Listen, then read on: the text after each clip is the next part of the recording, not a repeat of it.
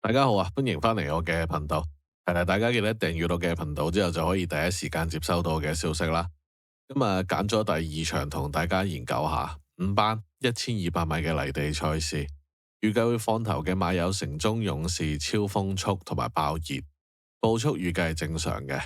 呢場狀態比較差嘅馬有2、5、6、8、10，我可以畫咗佢先啦。留意翻4號馬多彩多姿呢就有缺貨嘅。狀態比較好嘅馬有爆熱，咁我就揀咗我嘅心水俾大家參考下。首先係7號嘅魅力星，呢隻馬睇落去就好似一鋪得一鋪唔得。咁1月同2月嗰場呢都係有異常呼吸狀況喘鳴，咁啊梗係跑得差啦。最近呢場順順利利跑完，表現咪好翻咯。咁我揀佢做膽呢，就認為佢可以順利跑完冇喘鳴嘅話呢，就有能力贏嘅。加上2檔佢又實唔會熱嘅，一定有分頭，咁就比較直博啦。然後就係9號嘅爆熱，咁啊啱啱贏完啦，姿態都輕鬆嘅。咁唞咗唔係好耐，又再跑，狀態都 keep 到係 fit 嘅。一檔繼續贏馬拍檔嗌少禮，咁就繼續拖埋佢啦。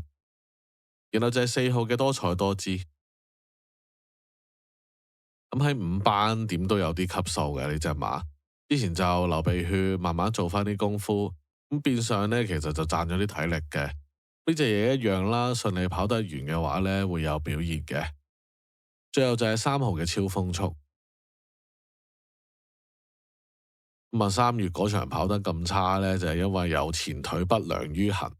咁喺嗰場之前呢，其實啲表現呢開始好緊噶啦，跑咗2場第3。咁啊，今次走過嚟泥地試下，用完恨搖減10磅，咁啊係到佢1200跟唔跟到嘅啫，跟到呢就會跑得好嘅。其他剩翻呢，就可以留意埋隻謙謙君子啦。咁就第2場賽事分析過，睇下啱唔啱濕碎啦。如果想知道剩翻嘅場次我揀啲咩馬，或者有興趣知道我臨場收到咩消息嘅朋友呢，就可以加入我嘅群組啦。